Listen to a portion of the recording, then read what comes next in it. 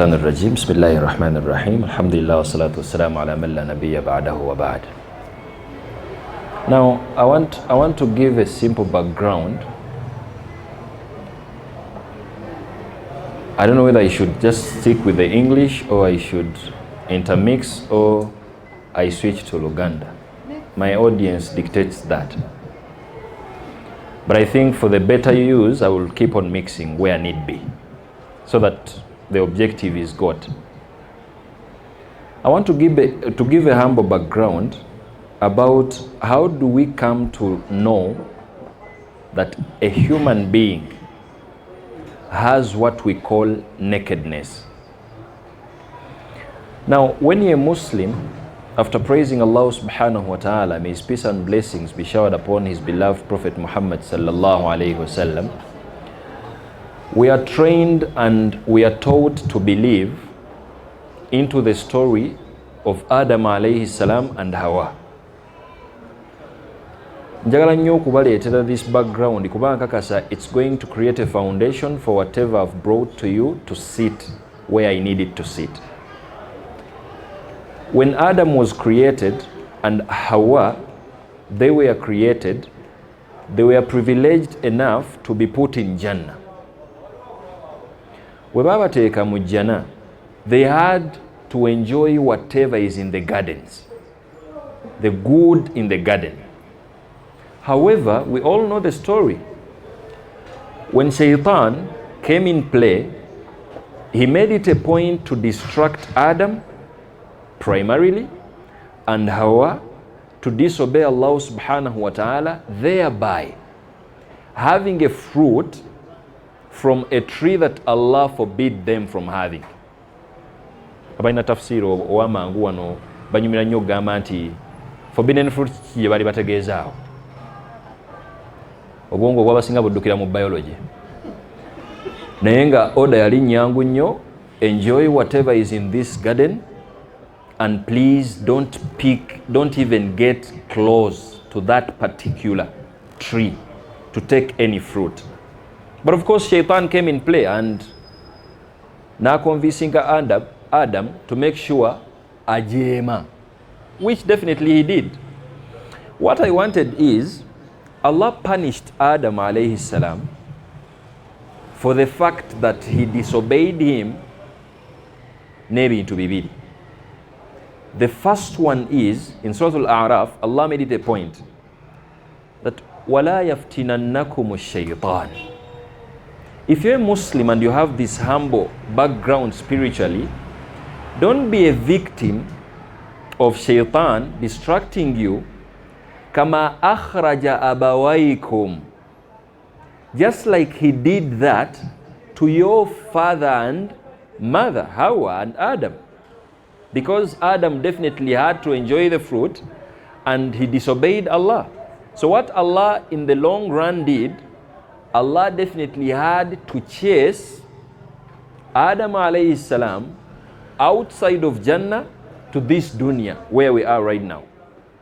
And the reason as to why Adam was put here, it was because Shaitan put a reason for him to do that. Change agaddem punishment eyokubiri. Allah was like, immediately nga bamaze okumujeemera, he gave each one of them, Adam alayhi salam and Hawa, the ability of noticing what we call nakedness.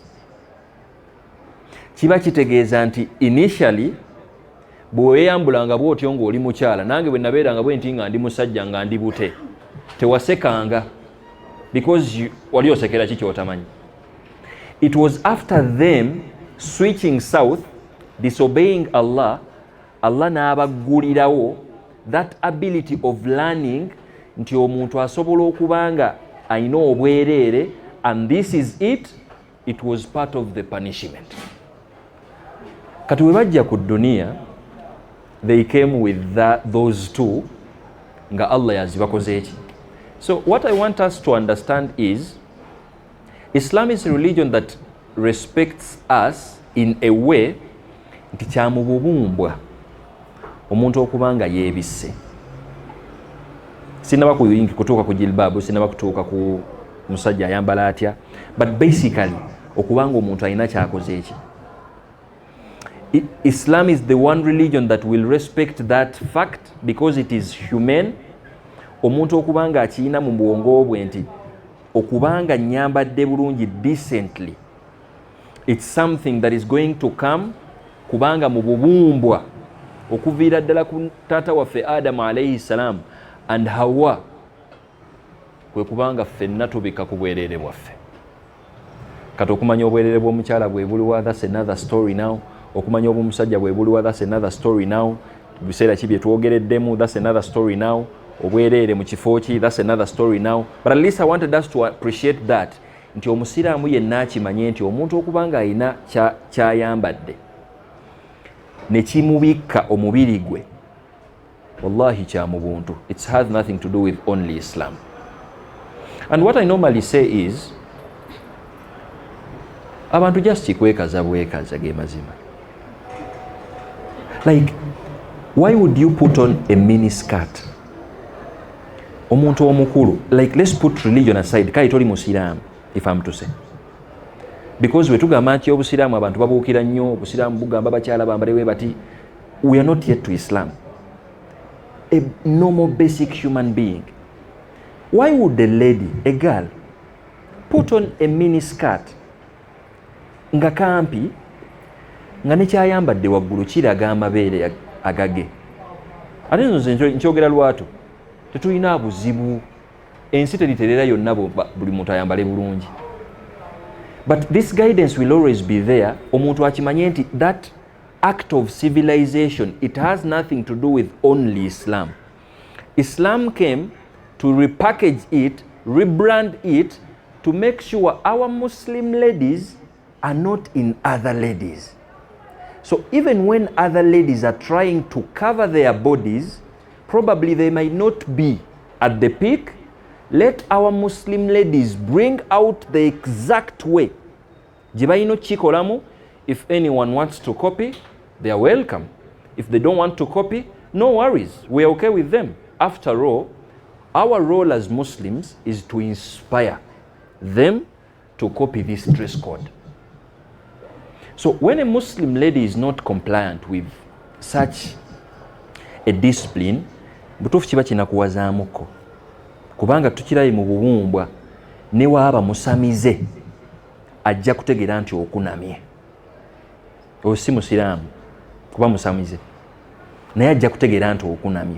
Ne wekabakaana, a young kid, my acting last born, waba agenda ne mu short oba longoko, yeekweka ateekawo ko kwe gatayagala mu mulabe, ekyo tewali yali akimuyigiriza, ateeka kasa n'omwana wo bw'atyo. Bw'abanga takiina, then something is wrong. Kati olabanga obubumbwa bwaffe, we are trained to respect nti buli muntu alina obwereere. Olaba n'omuntu akunama, just lwakuba nti obwongo bwa bwamuweereza nti wano kisambi batokunamye, naye alina kyayita okukunama oba muwaayiriza. Alina oba talina? Alina. Naye alina waatuuka n'agamba nti mazzi gali wano nsusseewo, kanneekumeekume enkole ntya. Kati obusiraamu ne bujja with guidance. Eyo background njagadde okugiwa abasiraamu ffenna tukimanye. The sweet way we dress like this is not something to do with only Islam. It is something to do with humanity. There is no civilization. Those who are learned, I know I'm dealing with academicians here. There is no civilization eyali etadde okwambala obulungi aside. Olugenda okulaba nga all our tribes wano, since we are Africans, buli tribe eyina ennyambala yaayo. Naye ogenda okulaba nga ennyambala ya tribe eyo eyina ka decency bit, they will respect it on both sides, ku basajja ne kubaki ne ku bakyala worldwide. Kati bwe kituuka waneeno kiba kitegeeza nti we are getting to be a lost soul, if at all you're even getting that detachment from the tribe or maybe your culture you subscribe to, ng'ennyambala etagadde. Kati obusiraamu bwaffe nga buyingirawo. Because normally when a lady is dressing bubi kuba ndaba majority ya ladies. I'm someone who believes you don't know the difference of your bodies to the bodies of us men. In the mind of a lady ali mukunama yo obwongo bumuweereza nti omubiri gwe gulinga ng'ogw'abasajja abalala. Kati obusiraamu bwaffe we bujja bwateeka ennyambala zino nga zaawukana kuba n'omusajja alina amateeka agamutwala nga bwe tugenda okugoogera mumanyi n'okukyogerako obusiraamu butuliko nnyo abasajja tebubakola ki. Amazima gali nti guidance weeri jasi mwe tukisussaamuko kuba muli bamaama baffe. Abakyala tebamanyi mibiri gyabwe njawulo yaagyo ku gyaffe. Let me just educate you about your own bodies. Si lwakuba nti ndi museegu naye just ndi researcher oyinza okunnyambalira ennyaate. The body of a female is different from that of a male, and that's a fact. You argue with your keyboard by many factors. I'm just going to indicate 3. Factor number 1, your body as a man, as a woman, as a lady calls for attention. The Arabs are like jismun yultafatu ilayhi. You have a body that will always call for attention. In a way, nti abasajja be bakuteerawo wano ku dunia, you're their goal and aim. Omusajja ajja kwagala okulaba your body because that's why he's created. And the attention Allah is literally going to inform you about is in that respect. If at all you don't consider covering your body in that way, probably you don't know that your body has that as a quality, as a characteristic. It is attention seeking. Gwe omubiri gwe gulina bingi nnyo ebisobola okuwaanibwa if I'm to say. Gwe bba waakuwaana atya? Naawe omuwaana otya? Ne waba akukiina, a lady will smile. Because that will make news to like that's a lady. The second factor is jismun yukshaf. The body of a lady is a body that is discoverable. The more you show, the more need you create for whoever is watching you to see more. That only works on a female body. And for a man, the more the body is out, asazeewo okukunama, the more tugenda omugamba nti komaawo tetwagala tukulaba biddirira. When you show your hair, buli gwolazeeko bw'anaamala okukuwaana enviiri mu muwongo kimuweereza tikati olaba enviiri ziri bwe zityo. Kati ate wano ebiseera biri bitya ng'akuwaana enviiri, akaviiri nga kalungi kali ku nnakyo okateekamu biki nga naawe oggwamu, oluvannyuma ng'obikkulako n'ebiseera ng'alabako. Ebyo nabo ng'awaana, ebiseera bino nga biri birungi, akutwala olumala ng'ojjako kungulu ng'alaba ne ku kifuba ogenze ng'awaana. And the fact is, wallahi al-azim, as soon as he's done, gwoweddeko.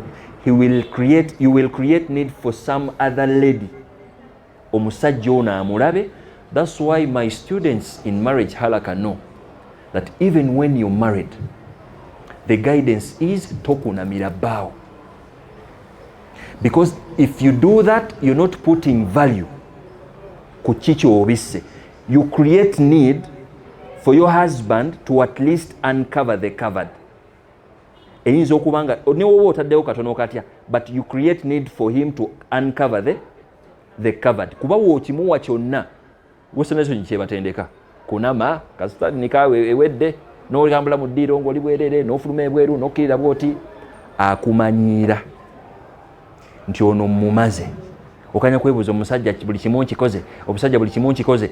That is your body and it's a characteristic of your body. I know kubanga akina mu 20 have not gotten enough from her. It's because of that. It's a discoverable style ekitali ku musajja. The third factor is omubiri ogw'omukyala gwe mubiri ogusobola okuwaanibwa easily.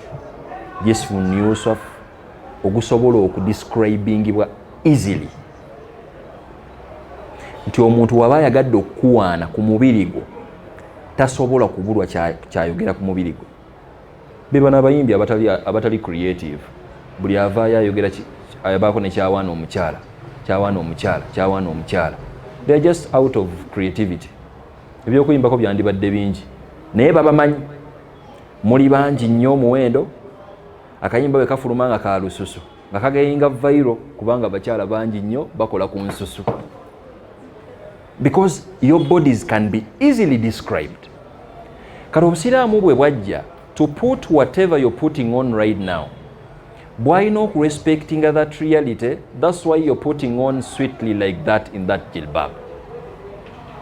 Nti obusiraamu Allah yaleeta aya nga agamba nabbi waffe Muhammad sallallahu alayhi wasallam. Before I even get to that aya, because njagala okusembyayo, it's that reality nti emibiri gy'abakyala gyegyo, kubanga men will always pursue that. Era bwe weegendereza Allah bwe yali awa guidance abavubuka n'abasajja, guidance yagiwa lwatu. A'udhu billahi minash shaitanir rajim. Suratu Nur. Qul lil mu'minina, nabbi wange njagala ogambe buli musajja yenna, yaghuddu min absarihim, give them a discipline, bakendeeze ku kulaba kwabwe, amaaso gaabwe. Because ku musajja okulaba, connection eri mu kulaba n'obwereere bwe y'amaanyi. Bw'alaba kyasiimye nga imaani weeri ng'akivaako, kyasiimye ekyo wekiddamu ne kimulabikira enkeera, wiiki n'egwa, omwaka ne gugwa, Allah waba tamuwadde magezi kuwasa kyasiimye, ng'obwongo bumuweereza nti baako kye weekolera. Y'ensonga lwaki guidance eddakaawo wa yahfadhu furujahum. Bwe bamala okukendeeza amaaso gaabwe, kubanga ab'okulaba bo weebali, bagambe n'okubagamba nti obwereere bwabwe, let them keep that modesty, baleme busaasaanyi, kubanga whoever doesn't have discipline ku kikyalaba definitely agenda kwebaka n'abantu bangi. Your upcoming boyfriend wonno, husband rather, tonnaba kumanya, asiiba mu bakyala, yeebaka n'abakyala, naye tannamanya lwaki yeebaka nabo, kubanga abalaba nnyo. Ate kati omulembe gwatabuka nnyo. Edda bajjajja baffe balabanga abantu physically. Olwaliro gwe physical woobula, essimu zajja, asuulako egibbi bwetyo ng'anoonya bantu abali obwereere ku mutimbagano, abalaba oba tabalaba. Ne waba tabanoonyeza, kati ensi yatabukatabuka dda, ogenda bugenzi ku Facebook n'oweerabirako bwereere, n'amala bw'amaliriza okulaba n'akola ki? So the guidance to men are bakendeeze ku bwagazi, like ku kulaba kwabwe, because bo balabi, okulaba kwabwe works magic. In the long run, waba asobodde okuba ne discipline etamala galaba, kiba kitegeeza nti in the long run agenda na kufuga desires ze eziri sexual. He's not going to go immoral because he is in control ku kikyalabye. Kubanga the reality is, ne wabeera muvubuka nga mulungi atya, tasobola kwebaka n'abawala bonna n'abamalayo mu duniya muno. Era just mwononefu mukko bw'atya, agendako emyaka ng'etaano 10, bw'aba talina nnyo mugaso n'ayingira n'emyaka 15, alina abaana naye akyali mwenzi, paka era bw'afa. Ne mutabani we n'atandikira awo mpola mpola, tosobola mmalayo bawala balungi, ge mazima. That's a reality. Osiimako busiimi ate okoma kwaba ng'ate obawasizza. Kati ate Allah bwe yatuuninga ku bakyala, guidance teyabawa nnyo y'amaaso.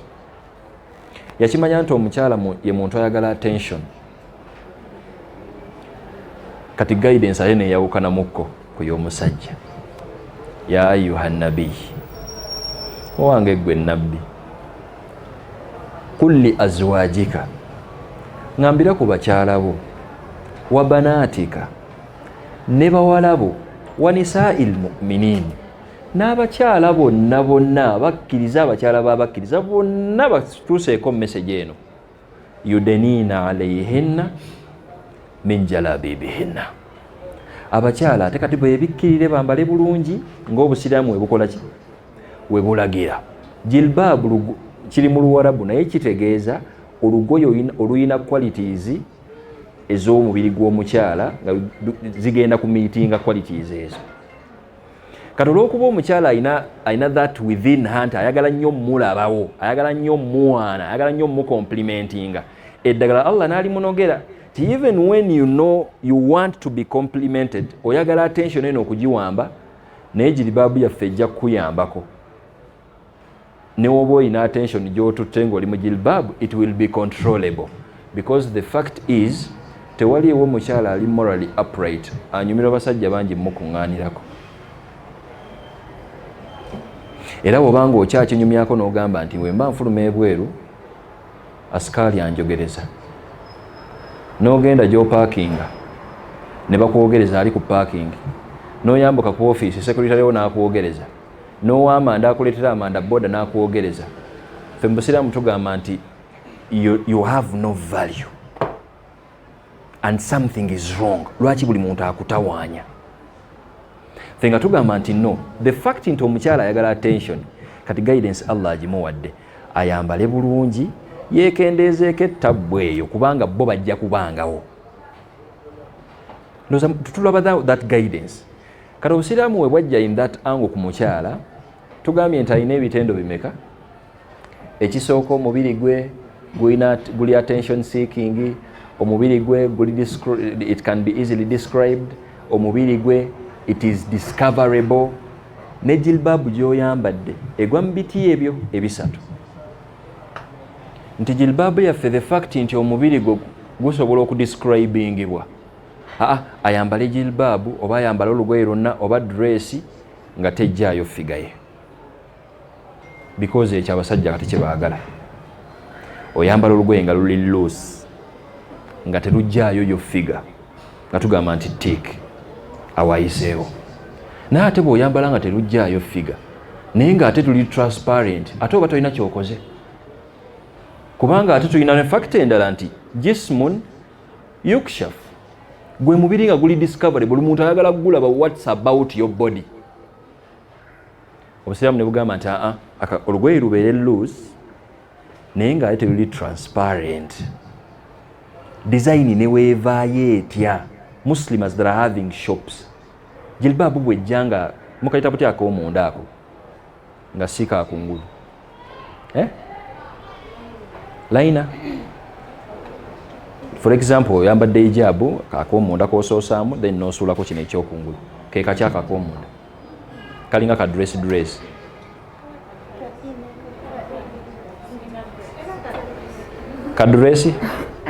kadresi ako bwe kavangayo nga kali transparent woba okatunza client wo mugambe ka mu kisenge kituufu naye kati abantu babwambala waneeno kale ate bwatandika ne mu basajja waliwo amakanzu agali transparent ng'omusajja ayambala nga bwe nnyambadde bwe nti naye ngeri transparent olaba buli kimu ekiri munda ate nga ndi ku hot bumper nga tugamba nti neddayo quality ate eba efudde omukyala bwe kajja nga kali transparent the fact nti your body is discoverable kaba tekayiseewo eteekeddwa okuba nga ye bulaaka yaffe gwe twambadde wano nga tugamba nti kyekyo awo ne tiika agikoze eki ekirala nti omubiri gukolinga for attention Allah kwe kugamba nti kati babiko omubiri gwabwe gonna feesi yebeerabikako pozi n'ebibatu abamanya abamu nga bye bagamba yengeri gy'oyambaddemu olwaleero nti obikka olugoye lunnanga otambuza kitiibwa ne lukubikka wenna n'otambula mu bantu Allah yatuuka n'okukyogerako mu Qur'ani nti omukyala yenna aba respectinze that attire that code of conduct in dressing agenda kwenjoyinga ebintu bibiri one is the social respect ne woba toyina nnyo makulu yambala bulungi decently you're just going to earn the respect obviously oba nsooka emmalirize then tukigire oba kiikyokya kankimalirize kansooke mmalirize nyinza okukiddamu mu maaso awo ne woba tolina nnyo makulu kasita oyambala bulungi the social capital you're having your society is going to obviously woba owakana nnyo obudde kale butono buyinza obutatumala genda mu stage ya boda mu Owino sina mu stage ya boda Owino downtown ng'oli mu mini ne topu ng'olubuto luli bweru otambule ayagala okuyiga okukwana agenda kuyigira ku ggwe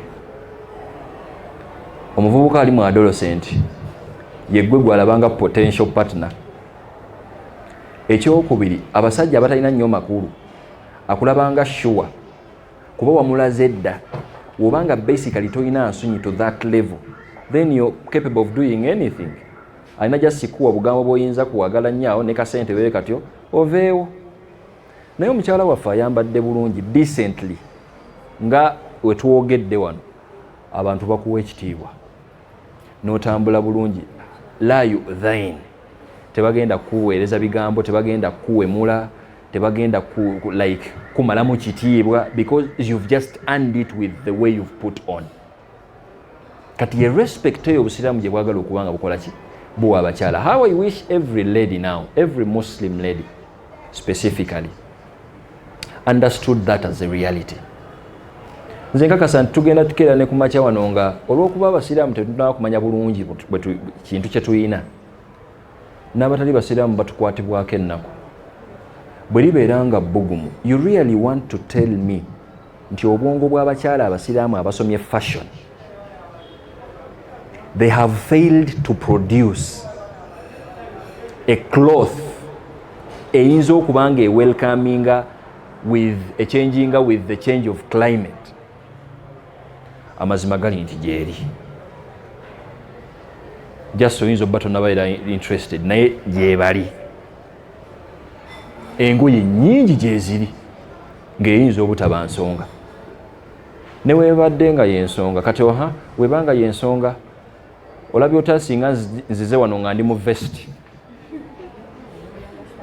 kubanga ebbugu mu kyekyo nammwe muliraba ate ndi nizijja mu bantu kale saagala nnyo kumanya bye mugenda kulowooza nzize kubasomesa nga ndi muki ne wembanga mpulira ebbugumu erifa litya kantuuyanire munda naye nga nina ekitiibwa kyenkuumye. I have a lot to lose than the pleasure I'm having, and that's the sense of Islam.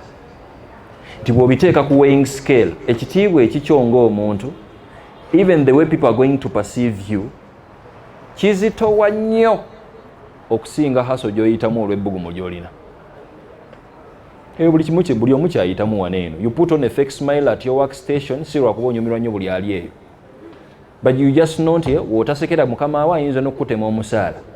So you're forcing yourself to smile kubanga you have a lot to lose if at all you don't do that, isn't it?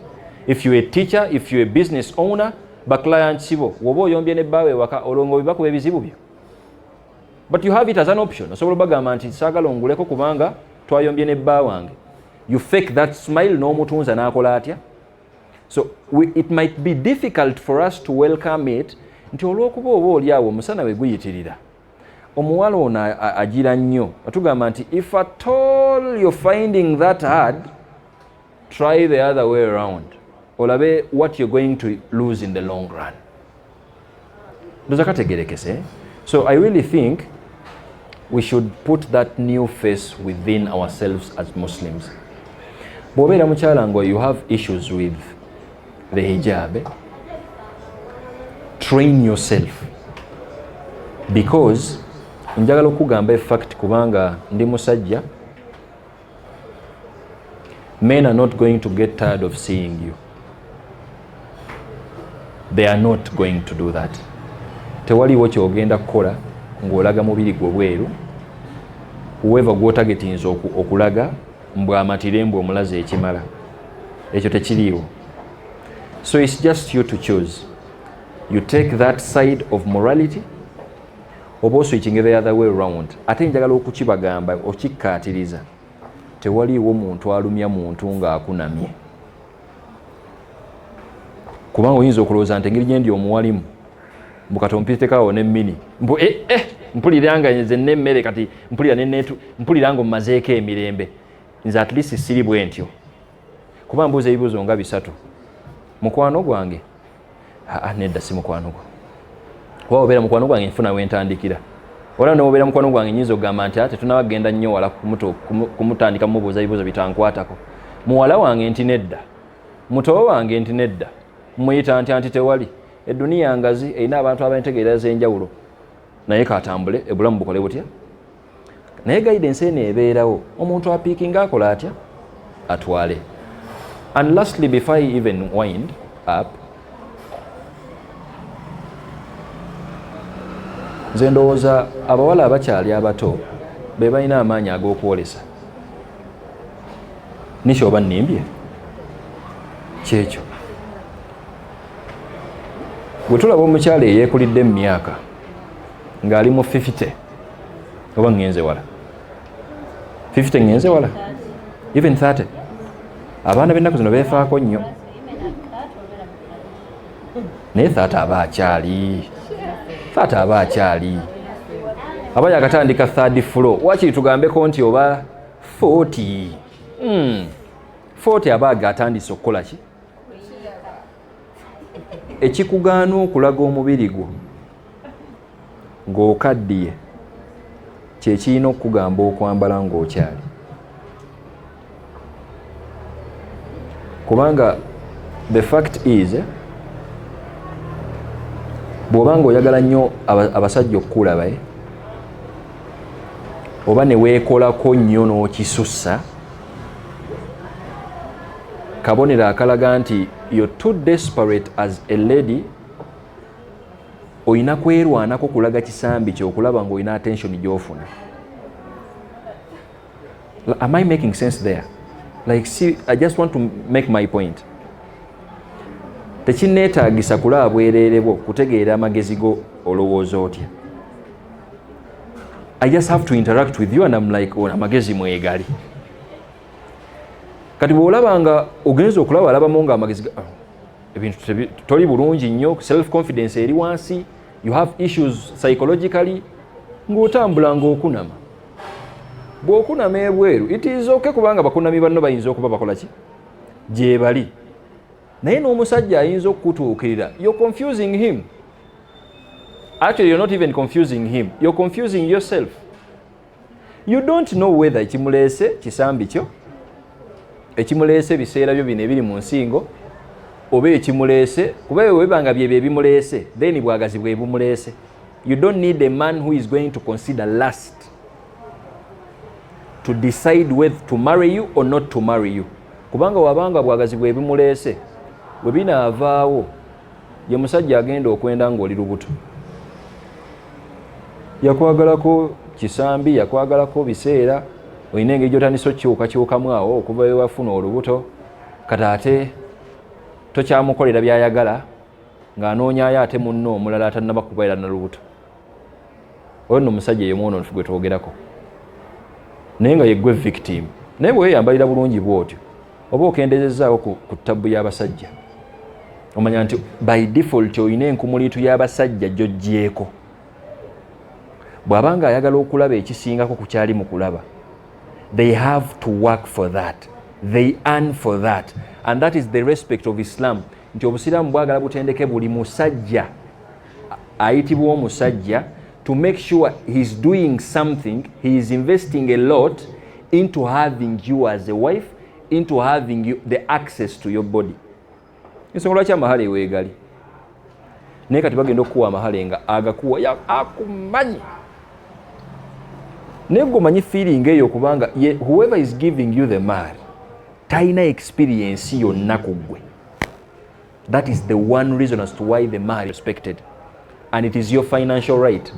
It's because it is considered nti omusajja ono alina kinene kyataddemu to make sure areceiving ekintu kya respecting. But now we are compromised, ebintu byatabuka dda, abantu bagenda okwewasanga beebase bonna biology yabeerabeerawo dda, ate bagenda okwewasanga oyo dda ate omukyala mukunami ayina abasajja ne bakikyusaamuko n'abasajja kati nabo bakunama. kati mwemba maze.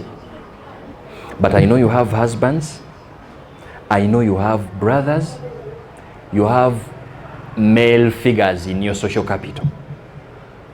And many gents think Islam doesn't guide them mu ngeri gye balina kwambalamu. Nga sinaba nagenda kusaidia abasajja, okimanyi nti obusiraamu bwatuuka n'okugamba omukyala nti when you're putting on a cloth, making sure nti toyambadde lugoye nga gwaluyina woogenda okubeera wekka. Bayitire example. For example, tuli wano fenna n'ofuna planning ogendako mu karavani e Karamojja, obeeko ne lecture gy'owa abakaramojja abakyala beeyo, n'ogenda mu wardrobe n'ojjayo akagoye nga wallahi nenna abakyala w'e Karamojja tasobola nakirowoozaako kuba na lugoye ng'olwo. Obusiraamu bugamba nti omukyala ng'oyo bw'aba ajjayo olugoye olwo asooka amanye gy'alaga eri.